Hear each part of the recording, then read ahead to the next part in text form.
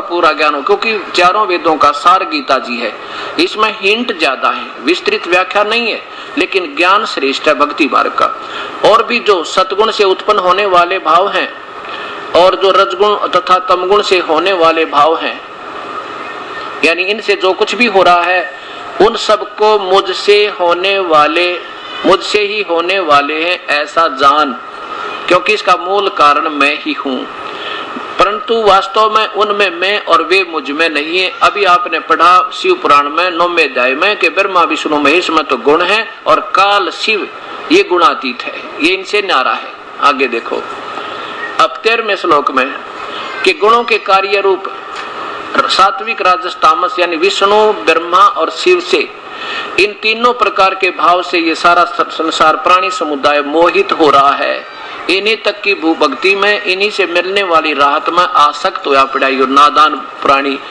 और इन तीनों गुणों से परे मुझ अविनाशी को नहीं जानता ब्रह्म बोल रहा है, श्री कृष्ण नहीं बोल रहा। कृष्ण जी तो स्वयं सतोगुण थे, वो यानी विष्णु अवतार थे। ये काल बोल रहा है मुझे नहीं जानता। अब देखो 15वें में, अब 14 और 15 में निचोड़ कर दिया, कमाल कर दिया भगवान ने।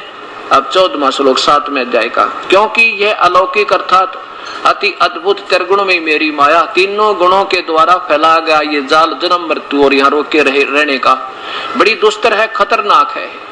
और जो मुझको भजते हैं यानी मेरी पूजा करते हैं, जो इनकी नहीं करते वो इनसे ऊपर उठ जाते हैं। ब्रह्म बोल रहा है, काल बोल रहा है, इस माया का उल्लंघन कर जाते। आगे कहते हैं 15वें में, माया के द्वारा जिनका ज्ञान हरा जा चुका है, इन तीनों से जो हो रहा है, जैसे इसके इनसे मिलने वाली अक्षणिक राहत से ब्रह्मा विष्णु महेश से, उसी के ऊपर जो मोहित रहते हैं, इससे आगे बुद्धि जिनकी नहीं जाती, माया के द्वारा जिनका ज्ञान हरा जा चुका है, वो असुर स्वभाव को धारण किए हुए राक्षस, असुर माने राक्षस स्वभाव को धारण किए हुए मनुष्यों में नीच है परमात्मा। और दुष्कर्मी दूषित कर्म करने वाले भक्ति के गलत काम है ये, जो ब्रह्मा विष्णु महेश तक की पूजा और उनसे नीचे देवताओं की पितरों की श्राद्ध निकालना।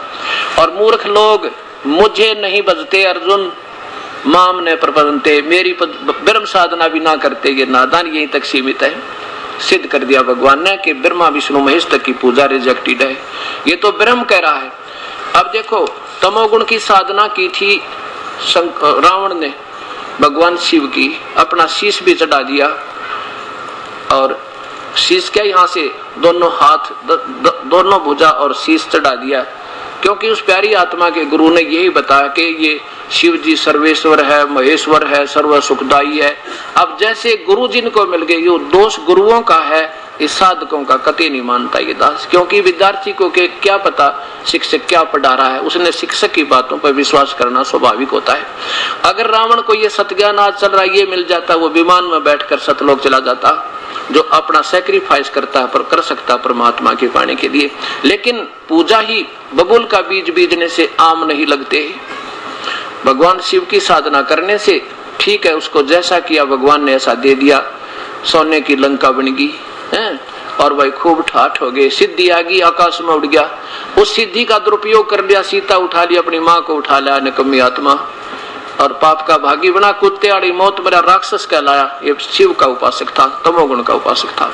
भस्मागिरी ने भगवान शिव के द्वार पर कैलाश पर्वत उल्टा सिर करके नीचे को सिर ऊपर को पैर सिरासन पर 12 वर्ष तक साधना की। जब भगवान ने पूछा भी क्या मांगता है, मांग ले भस्मागिरी। क्या मांगा कि कड़ा दे दो। भगवान वचनबद्ध हो गए, वचनबद्ध हो गए कि कड़ा दे दो, भस्म कड़ा दे दिया। भगवान ने सोचा भी साधु आत्मा है, अपने रक्षा के लिए मांगता होगा, चल ले। और जब कड़ा आ गया हाथ में, जब कहने लगा ले हो होशियार शंकर जी तुझे खत्म करूंगा।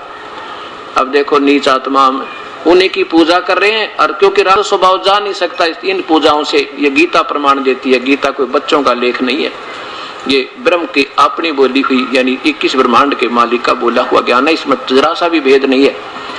अब भगवान शंकर भाग लिए डर के, ये समर्थ भी कोई ना, जब एक मृत्यु से भयभीत होकर भाग रहे हैं तो समर्थ कहाँ हुए और अविनाशी कहाँ हुए, यह भी ना सोची हमने। चलो कोई बात नहीं, ये भी नहीं है कि ये बिल्कुल शक्तिहीन है। अब जब भाग लिए तो किस लिए मार रहा था भगवान शिव को, कि पार्वती को पत्नी बनाऊंगा और तुझे खत्म कर दूंगा। ये तो इनकी पूजाएं हैं। फिर भगवान विष्णु ने उसको गंडथनाथ नचा के पार्वती रूप बनाकर भस्म किया और जब भगवान शिव का कड़ा वापस दिया।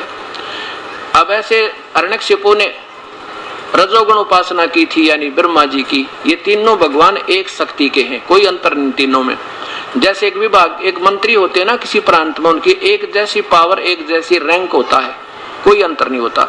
तो सिद्धि प्राप्त कर ली ब्रह्मा से, रात मरू ना सुबह मरू ना शाम मरू, ये सिद्धियां प्राप्त करके और अंडी पाक गया और कुत्ते वाली मौत बुरा राक्षस कहलाया। राक्षस स्वभाव का हुआ रजोगुण उपासक, और विष्णु जी का उपासक था ये विश्वामित्र।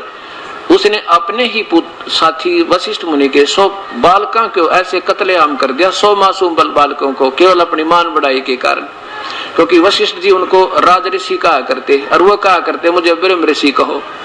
तो क्यों राज ऋषि कहता, मेरी बेइज्जती करता है। और इस द्वेष में अपने ही साथी वशिष्ठ मुनि के विश्वामित्र ने 100 बालकों की हत्या कर दी। तो यहाँ इसलिए गीता में लिखा है कि तीनों गुणों के उपासक ये तो राक्षस स्वभाव को धारण किए हुए, मनुष्यों में नीच, बुरे कर्म भक्ति के, और मूर्ख मुझे बिना बजते नादान।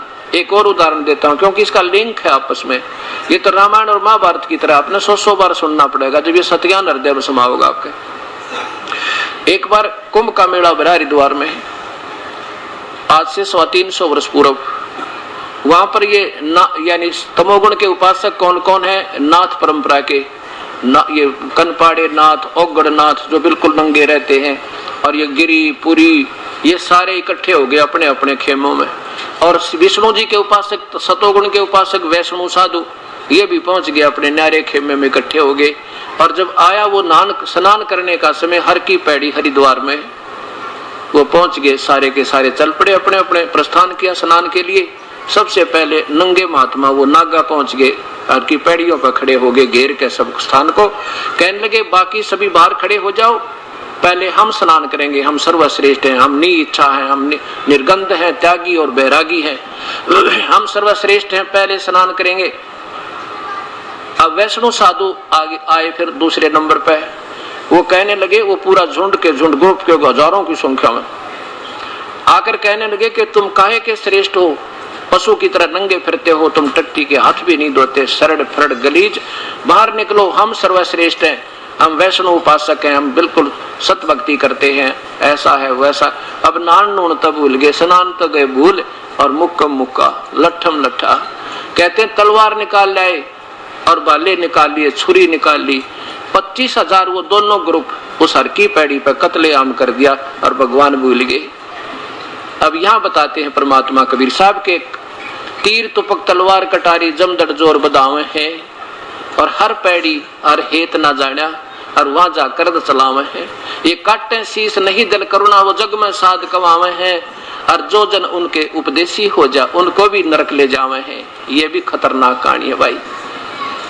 अब क्या बताया कि तीनों गुणों के उपासक ये राक्षस स्वभाव को धारण किए हुए। बता, एक आम व्यक्ति नहा रहे हो ना 5-4 किसी घाट पे, और कोई वृद्ध आदमी आ जाए या कोई कह दे भाई मैं भी नहा लूं, वो कहेंगे आ जाओ आप भी नहा लो, और थोड़ा थोड़ा स्थान दे दिया करें, नहा लो कोई बात नहीं।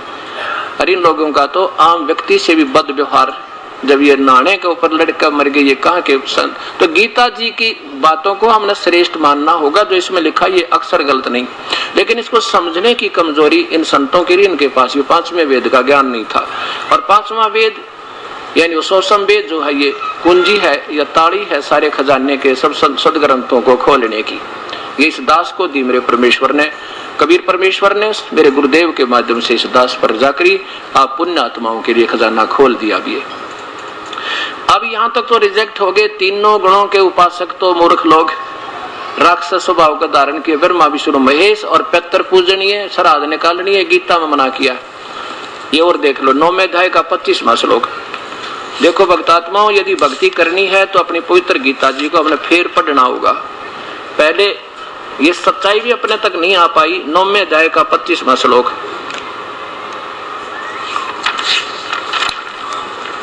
ये पवित्र गीता जी, इसमें स्पष्ट मना किया है कि ना पितर पूजना चाहिए, ना श्राद्ध निकालने चाहिए, ना भूतों की पूजा।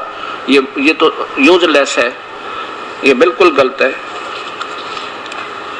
अध्याय नंबर 9 का श्लोक नंबर 25 देखो, देवताओं के पूजने वाले देवताओं को प्राप्त होते हैं, और पितर यानी श्राद्ध निकालने वाले वो पितर बन जाते हैं। पितर भी भूत होते हैं, और भूतों के पूजने वाले भूतों को प्राप्त होते हैं, भूतों